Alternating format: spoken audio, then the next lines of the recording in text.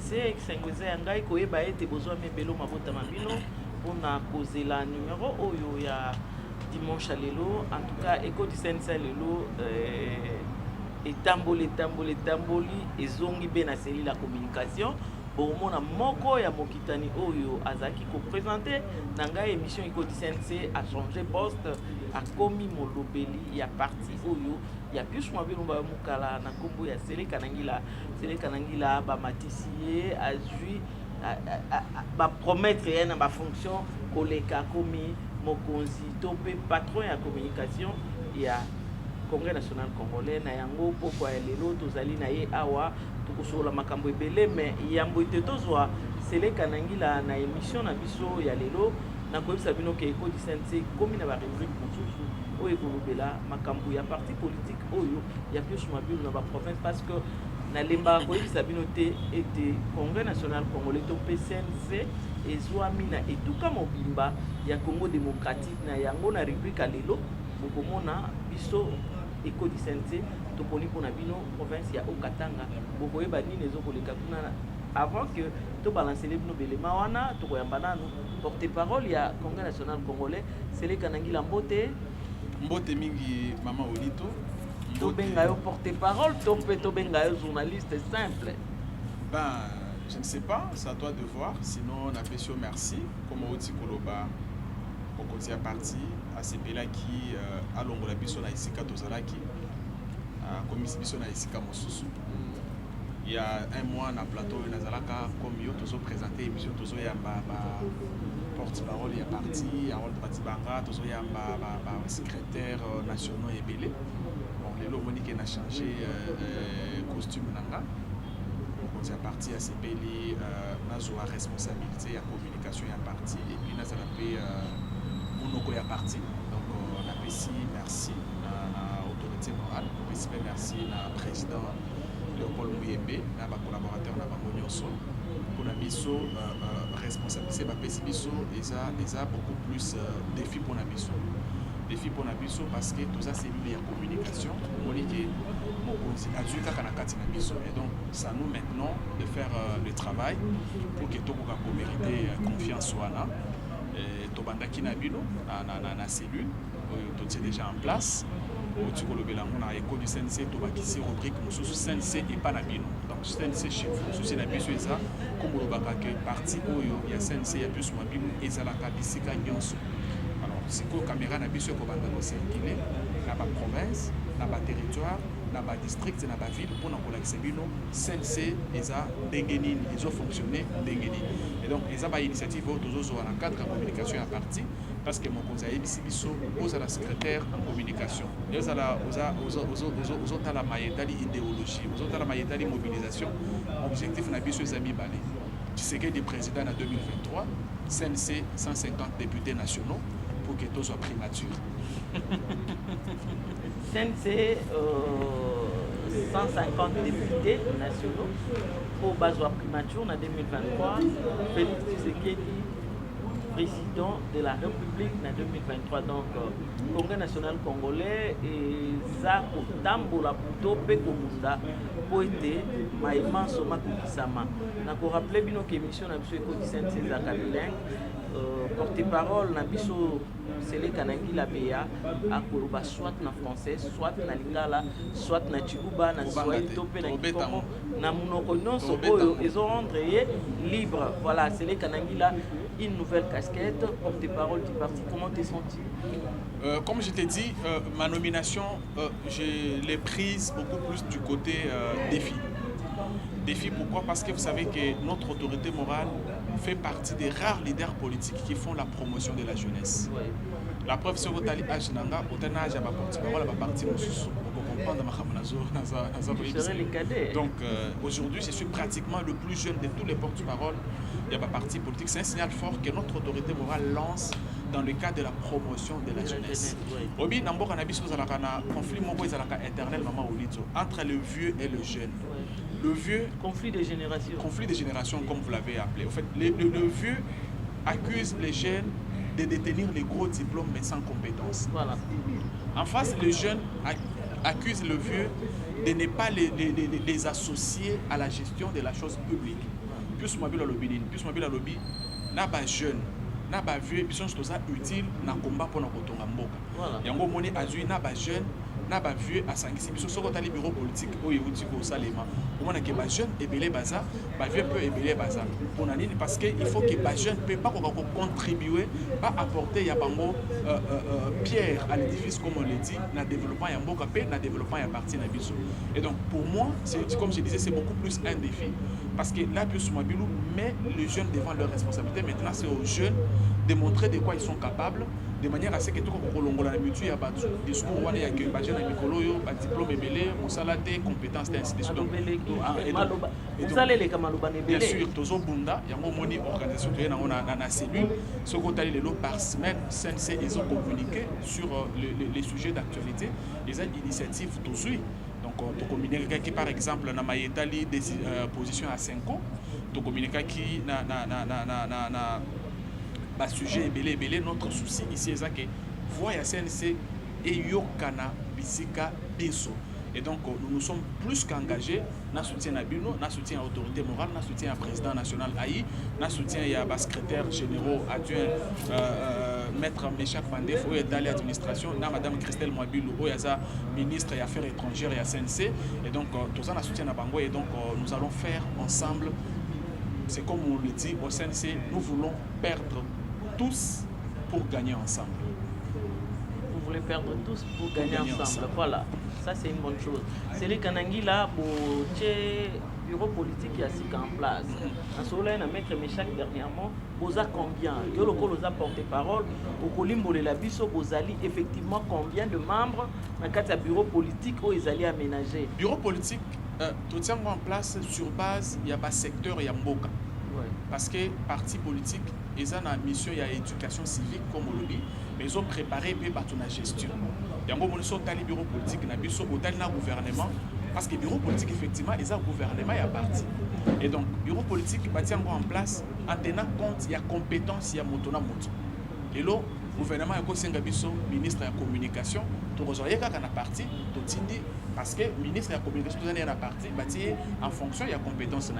Le gouvernement a un ministre de la justice, tout le monde a un parti, tout le ministre de la justice, tout le gouvernement a un ministre de l'idéologie, en fait, le bureau politique doit tenir compte dans le secteur.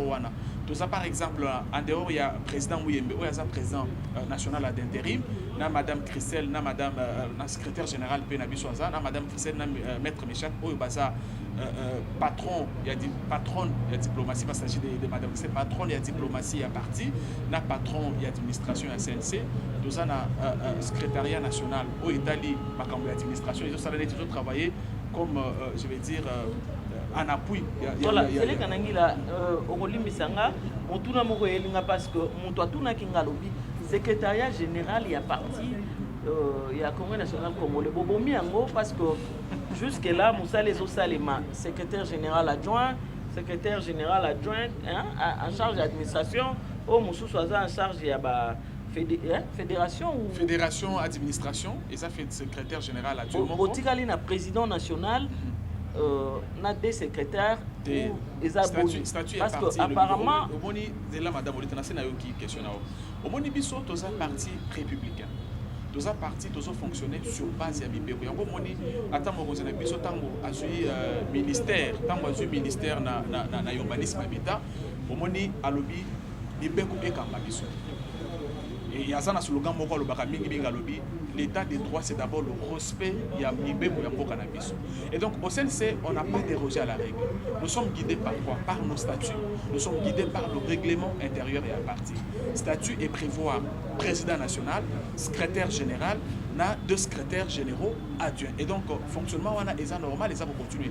Pour preuve, au commun na décision au président national a joué pour nommer bureau politique à Sika, ils ont une phrase le secrétaire général a chargé pour faire exécuter décision. C'est vrai que le secrétaire général a travaillé. Ce qu'on suit par notification, ils ont notifié que Kanangi la Okomi Kingani, Harold Batibang Okomi Kingani, Alexis Chamala OK na bureau des sages,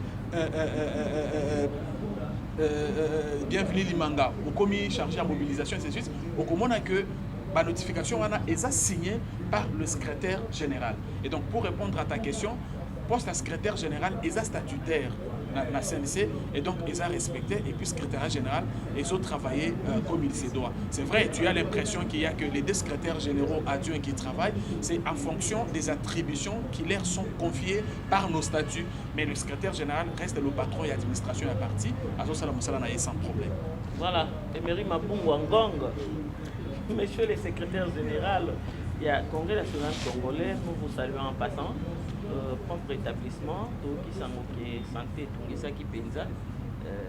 Tu peux si mbote psychazwami, c'est le kanangi là, tous en nayo na plateau, bête du solo, au commis patron et à communication et à parti. C'est que ma solo zo tambola qui toko boni cellule nayo. Cellule les a bien, cellule la communication les a bien. C'est vrai que au co souffrir na copé ça va technique na en communication à OT, je serai un peu superficiel. Oui. Comme on a aussi Koloba, Ozala secrétaire général et à parti. Ozala président national AI. Ozala secrétaire national chargé à mobilisation, il y a communication, il y a idéologie, il y a justice. Mon ils appellent deux objectifs. Objectif à Liboso, topé ça mon konzi mboka mandat naé ya mibale o constitution ezali ko garantir. Et donc ça signifie que à part le fait que Oza chargé en communication, avant tout Oza militant et à parti. Yango comme on a dit après émission awa na réunion na base na lemba parce que la bossa la kaka porte parole et à parti tenga pe na za na base te. Donc lemba kuna so ye kokota na désordre na boni ya parti. Mutoya kokota na désordre te. Donc mutasengo nya ta plateforme na nabi mutoya kokota kuna te. Mutuna mikala nae. Mutoya penda ko sala baje na lemba te. Donc na pourquoi wa na pesi ko tuba na lemba nyo sombote les amis de Sélé Kanangila tokotana na place to mesana kokotana pour la réunion parce que l'autre retient comité en place. Et donc au moment que en dehors il y a la communication à parti mais en tant que militant na fief nanga pour nga na fani na lemba na osa la paix parti pour ça, c'est-à-dire la zone recruter ba membre, la zone fidéliser bango, la zone tiapé ba base en place parce que lobby parti ko na ba candidat na lemba. Il faut que je sois un chargé de communication capable ya kopé ça peut ba voix na parti. Et donc souci na biso na la CNC au moni yango ce qu'on des différencier biso au mona ba tebele bazala ka politique ya TV au mona mutu aleki na TV abeti solo la population mais so ke ata na quartier avant d'arriver venir na yo tunu comme na peut-être yebanité. Et donc on se comprend biso la différence c'est là donc ozala chargé à mobilisation ozala président AU autorité morale yemoko tozala ba militant ya parti et notre objectif au CNC c'est que le CNC gagne. Maintenant la question qu'on se pose c'est de savoir qu'est-ce que toi tu fais pour que ton parti gagne. Nga nasa chargé à communication nasa na base nanga lemba Olito asa membre ya communication ya cellule de communication ya CNC asa na base na ya matete Papado asa membre ya cellule de communication asa na base na ya ngaba de manière à ce que ceux qui CNC aligné ba candidat na ngaba azo batu Papado na kombo na ye na zela na ye CNC ezo batu parce que politique oko sala ngo sa batu te c'est impossible. Et donc mon conseil na biso biso mabilo a pekisa biso politique spectacle on denga ko le banga banda ko le président moko abi benga président à parti na bossa na rasura l'équipe au benga président azo ebate ko zo benga ye zo mona abi te que zo benga zo comprendre et donc nous on a évité cette politique théâtrale communication to organiser yango to za na cellule na biso o to représentant d'ailleurs et pas président a eu je crois d'ici une semaine et na cellule na biso moto na moto azana rôle na ye moto na moto azana rôle na ye na cellule na biso to za na ba 2 ou 3 membres qui s'occupent ya émission ya école du CNC dont yo moko za patron na yango to za na ba membres o bazo s'occuper na makambo etali réseaux sociaux to za na ba membres o bazo s'occuper na concevoir ba message ya parti yango moni initiative to zu ya communiquer par semaine sur les sujets d'actualité mais communication biso so tanga yango ezala moyen o ko utiliser. Et ça la bakano au kozala na yango objectif ya communication ezaka ka moko koteka image ya bolamu ya structure na yo et pour na biso tozali ko sala musala wana pona koteka image ya CNC et je suis très content ya ndenge tozali ko évoluer. Merci Sélé Kanangila. Sali musala ya communication ozongi pe na base ozala na base zala na base pour comprendre zanga mbongo mais zala na base donc base ndi makambo sans base yango mona ka erreur na mo amba muto akotaka bikota kota. Oui, Moamba est Mikala. Yebani déjà qui na Moamba est tel. Yebani donc plus mobile. Pourquoi t'as appelé Bikota Kotate?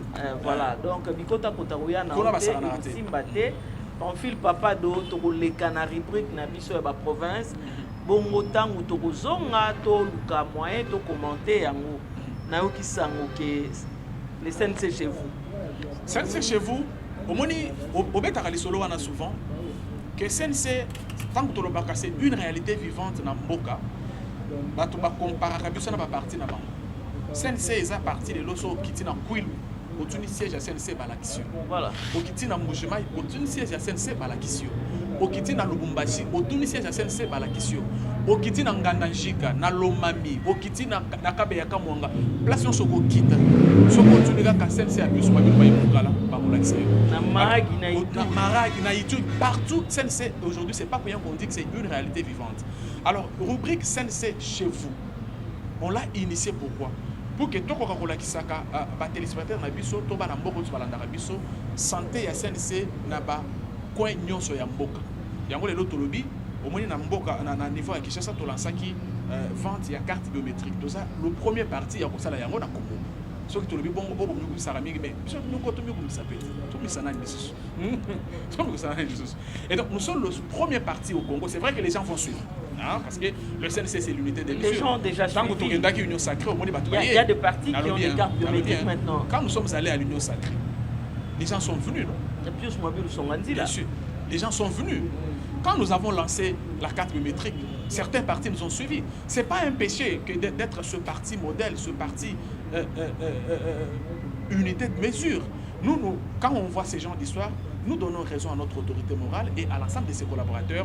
C'est des gens qui voient loin. Et ça aussi, c'est une capacité politique. Un homme politique doit être quelqu'un qui est à mesure de dire aujourd'hui les choses qui arriveront en 2023. Il y a un peu plus ma ville, le 2023, tu sais qu'il dit à cause de la deuxième mandat constitutionnel. Il y a une différence dans les années. Alors bien, on vote pour Alobana TV, toi, Alobana Radio. Alors bien, on passe qu'à ça na parti, passe qu'à ça na regroupement. Où il y a à mesure. Il y a tu sais qu'il y a des candidats qui na urne pour voter, tu sais qu'il y a il faut pas préparer l'élection au lieu de préparer contestation parce que dans tu sais que les gens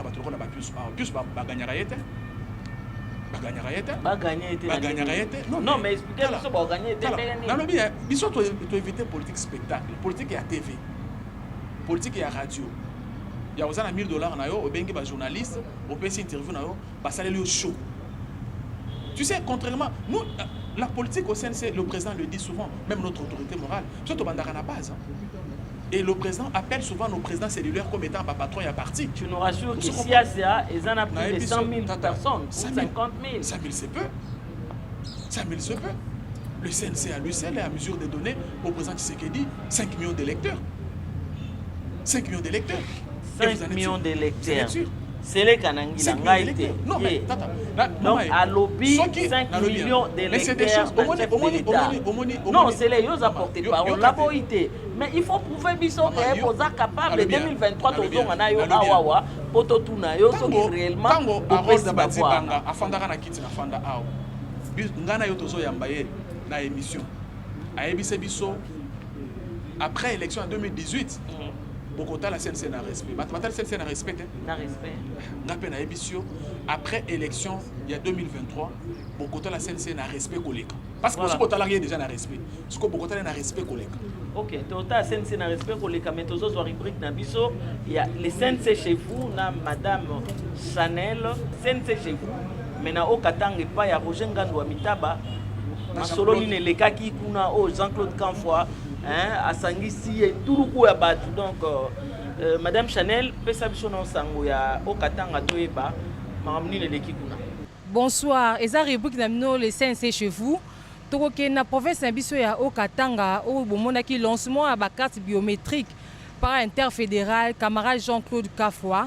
Miloulouane bandaki liboso na Kinshasa mais Okatanga baloba kotika la simate bolanda Miloulouana. Dans l'interfédération du Haut-Katanga, elle a été lancée ce dimanche 28 novembre 2021 par le représentant personnel de l'autorité morale Pius Mwabulumba Yomukala dans le Haut-Katanga en la personne de Jean-Claude Canfoy Kimimba. La cérémonie s'est déroulée à l'intention des secrétaires fédéraux, urbains et des communaux ainsi que de quelques représentants des Kasumbalesa et des Kambov. C'était sous des applaudissements de l'assistance qui a suivi attentivement les explications sur la procédure de l'impression de ces cartes.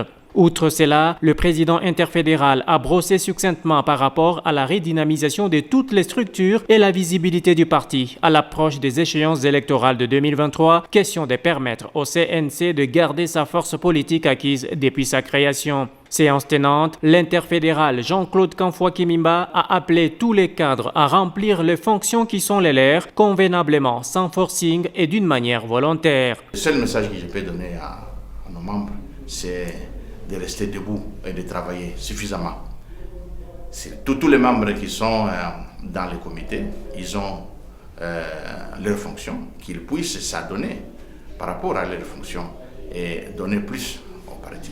Au cours de cette cérémonie, le président du CNC dans les Haut-Katanga a demandé aux membres du parti à demeurer vigilants face aux ennemis de la province en dénonçant tout cas suspect tendant à déstabiliser la province, car sans la paix, même les activités du parti ne pourront jamais être réalisées. Les ambitieux aux élections prochaines ont été recommandés de bien préparer le terrain pour espérer une victoire en 2023 en mettant en exergue tous les atouts possibles pour y arriver. Pour terminer son intervention, Jean-Claude Kanfoua Kimimba s'est apaisanti sur un travail collectif dans l'amour, le respect et l'abnégation pour porter haut les partis. C'est par le divers, dans une ambiance conviviale, que l'événement du jour a pris fin.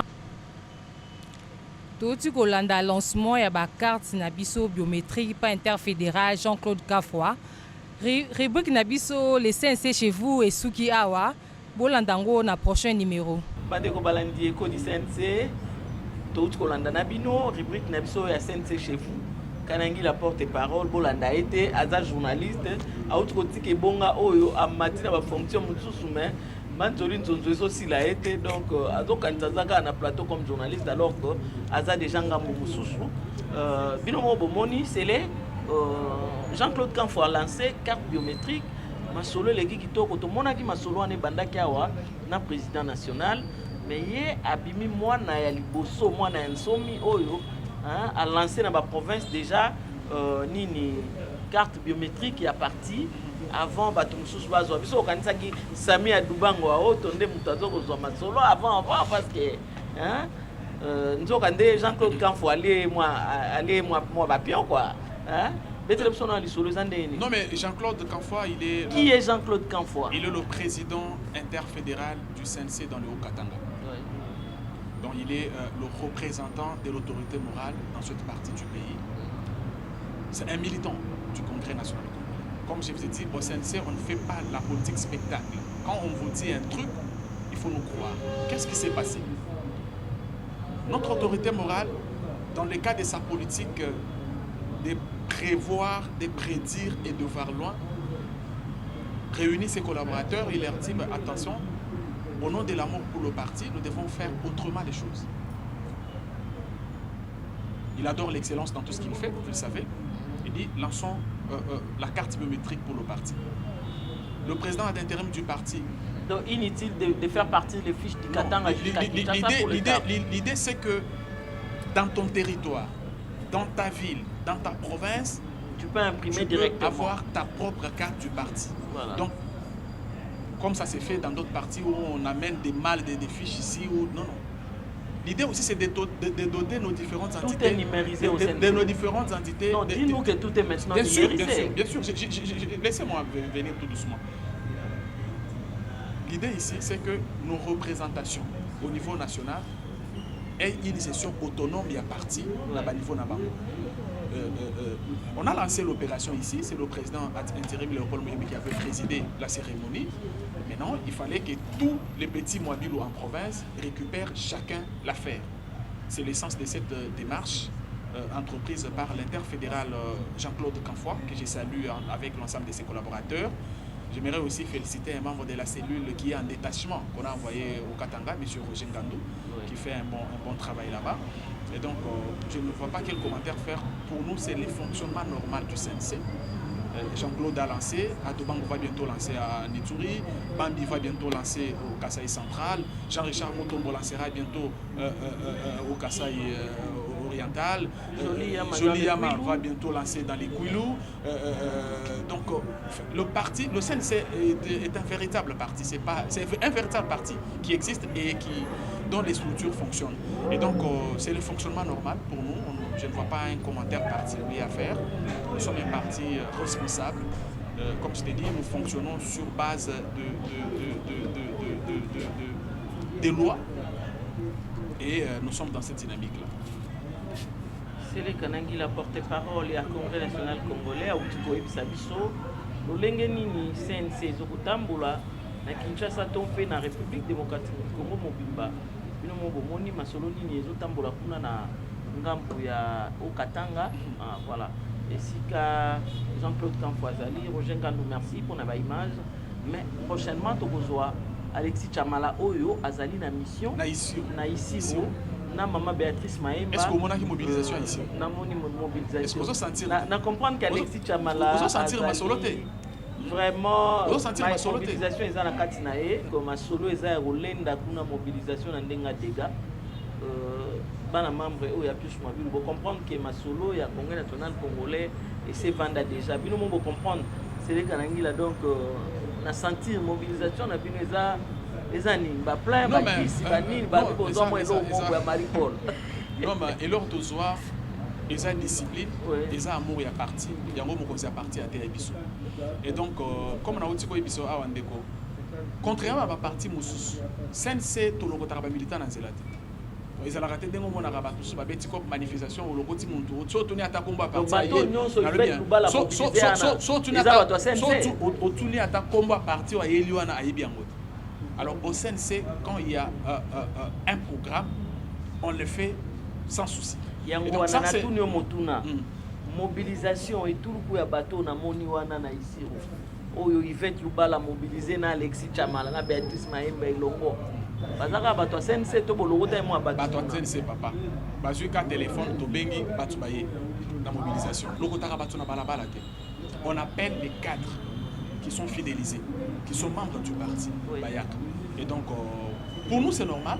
Il faut dire aussi que la première dame était dans la région et donc c'est là qu'il y a une mobilisation spontanée pour la très distinguée première dame. Donc on est dans Makila. On est dans le plan. Déjà. Nazo bangate pour na yebi capacité à mobilisation et à bana Congrès national congolais Alexis Chamala zagi na terrain donc yé pour na mobilisation tout le monde est déjà tout le monde a plein na parler du peuple na batata Raphaël donc pour na eza ressemble al souster alors parti à plus mobile ba mukala elakisa mi penza kiza ya kuvanda za rolenda na Congo mobile po tala na isiro kuna epai wa pezali na ba fin fond to moni batu ebele non na rolongo na plateau te pamphile balancer biso na élément na tamuke kaka moi crèche kaka en attendant et puis tozongi. C'est le retour, hein. C'est la sortie de l'aéroport, le premier avion vient d'arriver. Maintenant là, nous sommes en train de quitter l'aéroport vers l'endroit des meetings.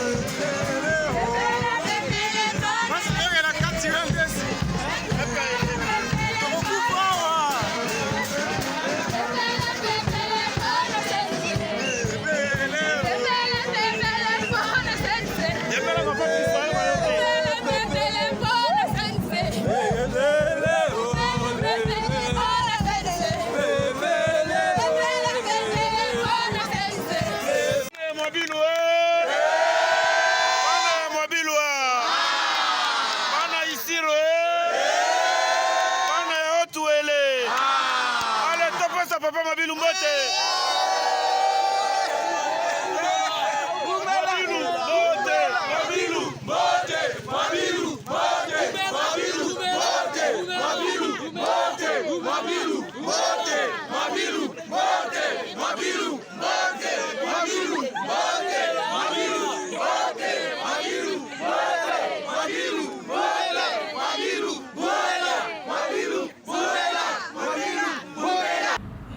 Bandeko balandi bana membre ya CNC bana Pius Mobile ba mukala pe ba sympathisant na ye toza na porte-parole ya Congrès national congolais auto yambaki lelo c'est les kanangila a su fonction sikabete bino masolo ndenge nini ezalaki c'est les avant to kabonamwa lelo basukezani.